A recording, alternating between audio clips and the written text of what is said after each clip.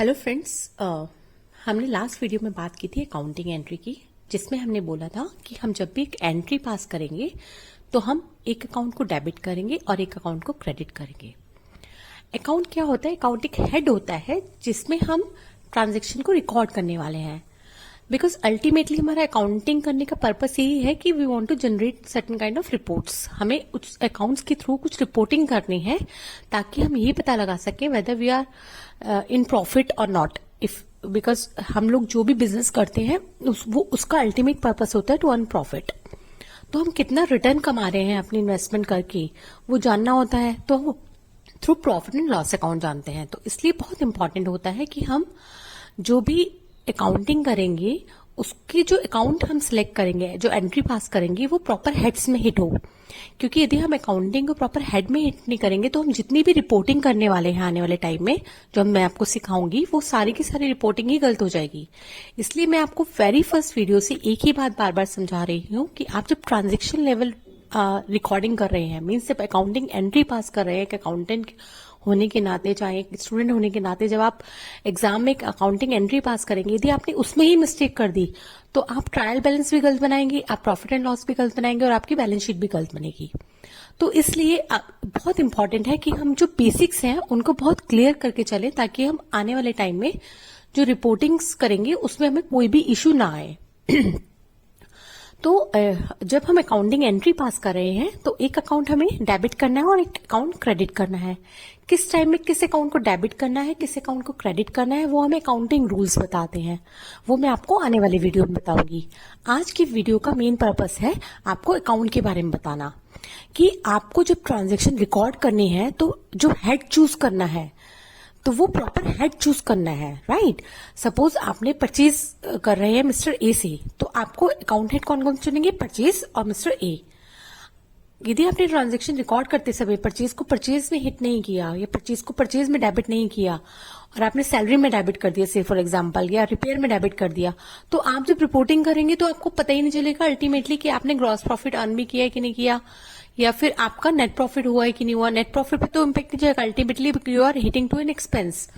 But suppose आपने purchase की जगह पार्टी ए को डेबिट कर दिया और टू ए की जगह आपने इनकम क्रेडिट कर दी, तो अल्टीमेटली आपकी रिपोर्टिंग ही गलत हो जाएगी। तो इसलिए बहुत इंपॉर्टेंट है कि आप जब अकाउंट हेड चूज करें उसमें थोड़ा टाइम इन्वेस्ट करें, उसको अच्छे से समझे कि मेरे को अकाउंट मतलब उसका जो हेड है, जब मैं ट्रांजेक्शन रिकॉर्ड करना हो, किस हेड में उसको रिकॉर्ड करना है ट्रांजेक्शन को। और जो हम मैंने आपको लास्ट वीडियो में बताया था कि हम जो भी ये अकाउंटिंग करते हैं उसका अल्टीमेट पर्पस है रिपोर्टिंग, राइट। तो रिपोर्टिंग हम इंटरनल पर्पसेस के लिए भी करते हैं और एक्सटर्नल पार्टीज को भी करते हैं। वो डिपेंड करता है कि आपकी टाइप ऑफ एंटिटी क्या है। सी फॉर एग्जांपल, यदि आप सोल प्रोप्राइटरशिप में बैठ के अकाउंटिंग कर रहे हैं, या आप एक स्टूडेंट है और एक सोल प्रोप्राइटरशिप बिजनेस का अकाउंट बना रहे हैं, तो उसमें तो जो प्रोप्राइटर है he is interested to know कि मैंने क्या कमाया है इस साल में, या मेरे को बैलेंस शीट आप बताइए मैडम कि मेरे को किसका कितना देना है और किससे कितना लेना है, राइट। तो एक परफॉर्मेंस वो जानना चाहता है अपने कि मैंने क्या कमाया, और एक वो ये जानना चाहता है कि आज के दिन मुझे या as on a particular date मुझे किसको क्या देना है और किससे क्या लेना है। तो वो हमारी होगी बैलेंस शीट, राइट। और किसी भी टाइप की एंटिटी हो, चाहे वो प्रोप्राइटरशिप हो, पार्टनरशिप हो, कंपनी हो, एनपी हो, एनजीओ हो, कोई भी टाइप ऑफ एंटिटी हो, हर किसी को जब अकाउंटिंग ट्रांजेक्शन रिकॉर्ड करनी है तो जो अकाउंट हेड सेलेक्ट करने हैं वो कॉमन रहेंगे। ऑल्दो रिपोर्टिंग रिक्वायरमेंट्स हर एक स्टेच्यू में अलग अलग होती है, बट जब हम रिकॉर्डिंग ऑफ ट्रांजेक्शन की बात कर रहे हैं वो सेम वे में होगी, उसमें कोई डिफरेंस नहीं होगा। तो इसलिए जो हम ये अकाउंट हेड्स पढ़ने वाले हैं, it is applicable for all kind of entities. तो पहले मैं आपको प्रॉफिट एंड लॉस अकाउंट के कुछ हेड्स के एग्जांपल्स दे रही हूँ। ऑल्दो ये स्लोली एंड ग्रेजुअली आप प्रैक्टिस के साथ सीख जाएंगे कि मेरे को कौन सा हेड कब चूज करना है, but as a beginner you should have a glimpse of it. तो हम जानते हैं कि हमें जब प्रॉफिट एंड लॉस अकाउंट का जो फॉर्मेट होता है उसमें डेबिट साइड मतलब लेफ्ट साइड पे हमेशा आपके एक्सपेंडिचर्स आते हैं और क्रेडिट साइड पे यानी कि राइट साइड पे हमेशा आपकी इनकम्स आती हैं। तो कोई भी आप जब बिजनेस कर रहे हैं, चाहे वो सेल ऑफ गुड्स का हो या सेल ऑफ सर्विसेज का हो, तो पहला एक्सपेंस आपका होगा प्रोक्योरमेंट या परचेजेस, राइट। तो वो आप पहले तो वो ही डेबिट करेंगे अपने अकाउंट में, क्योंकि मेजरली एक्सपेंसेस भी इसी से रिलेटेड होंगे। 70% यदि सपोज आप 100 करोड़ की सेल करें तो 70 करोड़ तो मिनिमम परचेजेस के थ्रू ही हो रहा होगा आपके एक्सपेंसेस, जो डायरेक्ट एक्सपेंसेस होंगे। तो इसलिए बहुत इंपॉर्टेंट है कि आप ये परचेजेस को जो है राइट अकाउंट में हिट करें। देन आपकी सैलरीज, आपने जो बिजनेस कर रहे हैं उसमें कुछ लोग भी एम्प्लॉय करेंगे, तो उनको जो भी आप मंथली इनकम देते हैं उनके लिए वो सैलरी होती है और आपके लिए वो एक्सपेंस होता है, उनके लिए वो इनकम होती है। तो salary, because you are preparing this books for the businessman, तो आपके लिए एक्सपेंस है तो आप डेबिट करेंगे।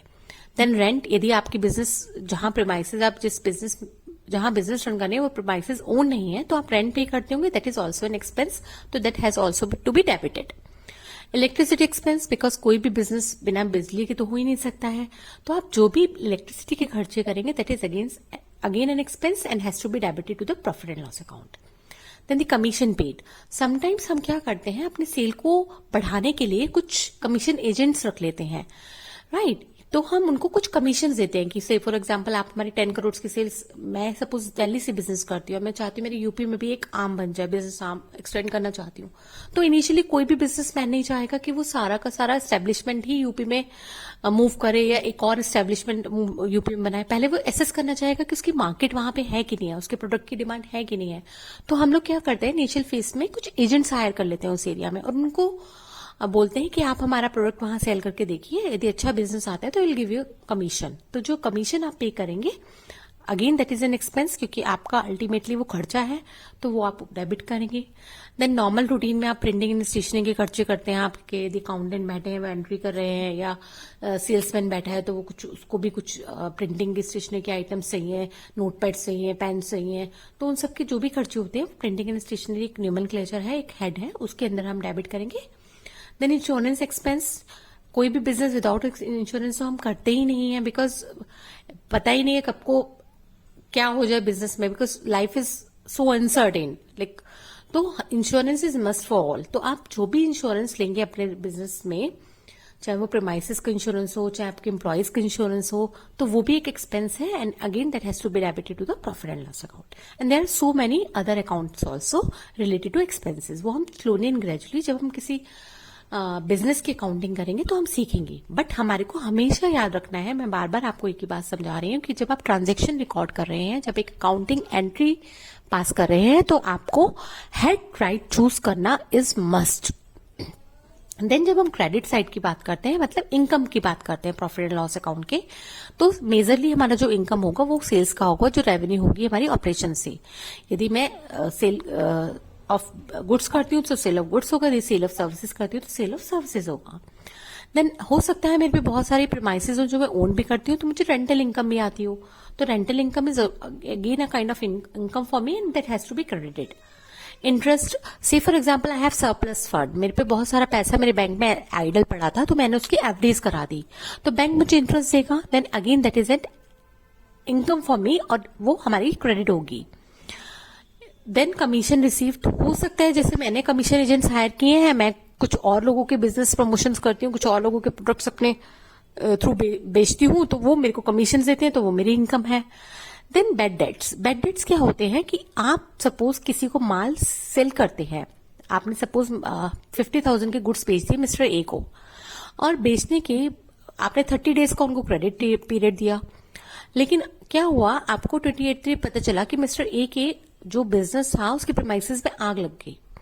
अब आग लग गई तो ही मे और मे नॉट पे द अमाउंट टू यू, 50,000 जो आपको उनसे लेना था, तो आप क्या करते हैं, इनिशियली प्रोविजन कर लेते हैं उनके कि भाई हो सकता है ए हमारे को दे, हो सकता है ए हमारे को अब पैसा ना दे, या आपको श्योरिटी है कि मिस्टर ए तो देंगे ही नहीं, उनकी इंटेंशन भी गलत थी और अब तो उनकी प्रोमाइसेस में आग भी लग गई है, तो 50,000 हमारे आने नहीं है, तो हमने बैड डेट्स को मतलब वो 50,000 को राइट ऑफ कर लेते हैं।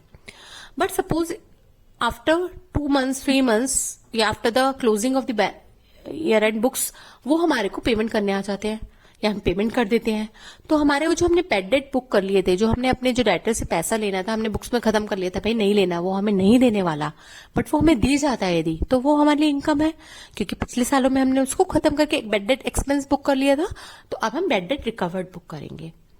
सिमिलरली यदि हमने कुछ इन्वेस्टमेंट्स कर रखी हैं अपने बिजनेस में, से फॉर एग्जाम्पल आपने कुछ शेयर्स खरीद रखे हैं, आपने कहीं पैसे लगा रखे हैं, तो उस पे आप यदि उसको सेल करते हैं तो यदि आपको उस पर प्रॉफिट हुआ है तो आप क्रेडिट करेंगे और यदि लॉस हो रहा है तो आप डेबिट करेंगे। सिमिलरली आप जो एसेट्स खरीदते हैं, मशीन खरीदते हैं, प्लांट्स खरीदते हैं, कार्स खरीदते हैं, व्हीकल्स खरीदते हैं, तो वो सब कुछ पीरियड के बाद आप यूज करने के बाद उनको सेल करते हैं क्योंकि आपको नहीं चाहिए होती है। तो उस पे जब आप बेचते हैं तो हो सकता है आपको प्रॉफिट हो और हो सकता है लॉस हो। तो यदि प्रॉफिट होगा तो you have to credit it to the profit and loss account, और लॉस होगा तो you have to debit it to the profit and loss account. तो ये कुछ हेड्स हैं जो आपके प्रॉफिट एंड लॉस अकाउंट में क्रेडिट होते हैं। सिमिलरली हमारी बैलेंस शीट बनती है। Balance sheet as on date बनती है, जिसमें हम ये जानना चाहते हैं कि हमारे पास क्या क्या हमने इन्वेस्टमेंट्स कर रखे हैं, कहाँ कहाँ एसेट्स हमने पैसा अपना डिप्लॉय कर रखा है और कहाँ कहाँ से हमने पैसा ले रखा है, राइट। तो क्रेडिट साइड जो होती है बैलेंस शीट की वो लायबिलिटीज को रिप्रेजेंट करती है और डेबिट साइड जो होती है वो हमारी एसेट्स को रिप्रेजेंट करती है। लायबिलिटीज में जो मेजर लायबिलिटी होती है वो होती है कैपिटल। जो मैंने आपको बताया था इनिशियली, जितना भी हम फंड लगाते हैं अपने बिजनेस में उसको कैपिटल बोलते हैं। तो सबसे मेजर जो हमारा कंपोनेंट रहता है बैलेंस शीट का लायबिलिटी साइड में वो कैपिटल ही रहता है। Then because capital is not sufficient to run our business, तो हम कुछ लोन भी लेते हैं। वो हो सकता है बैंकिंग लोन, हो सकता है हमारे रिलेटिव्स लोन दे रहे हो सकता है कुछ थर्ड पार्टी हमारे को लोन दे रही हो, because our business model is such. तो वो लोन लायबिलिटीज हो जाती हैं जो हमें फ्यूचर ईयर्स में पे करनी है। तो that has to be reported under loan liability head.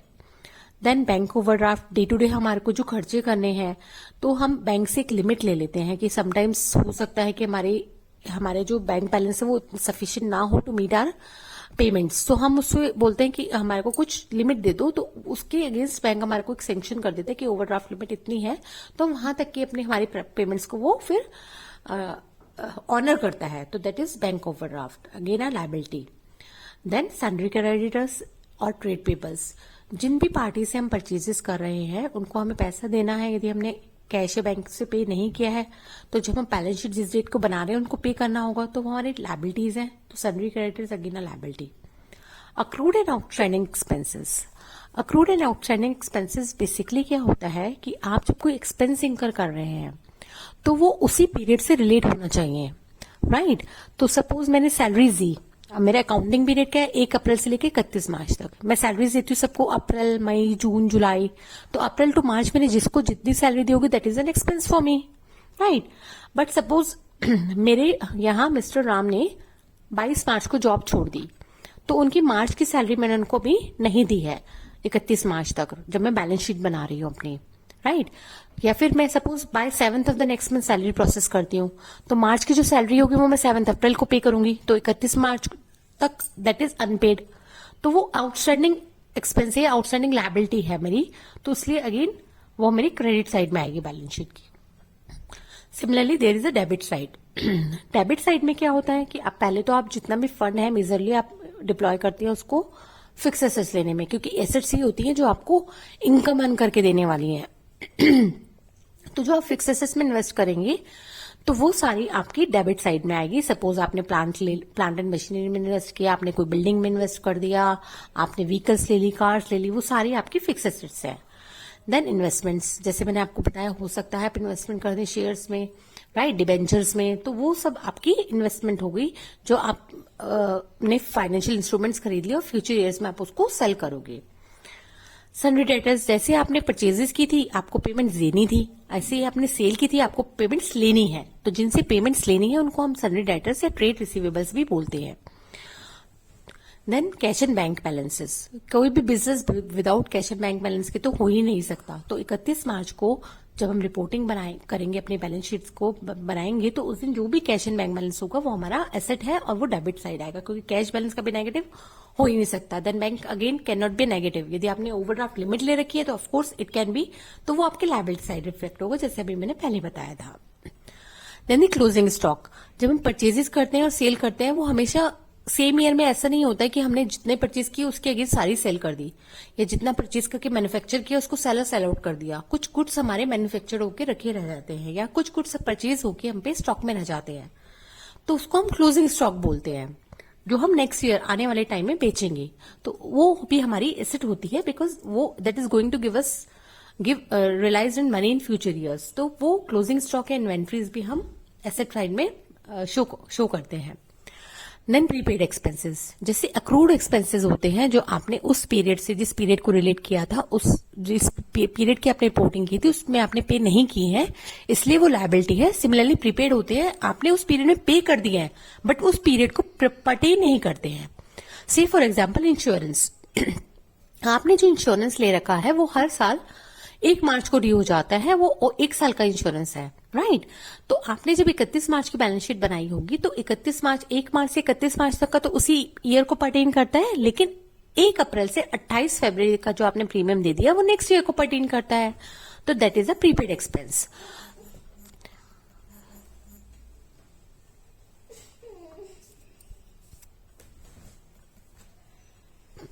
तो इस तरह से हम अपनी बैलेंस शीट को प्रिपेयर करते हैं। होप आपको ये वीडियो क्लियर हुई होगी।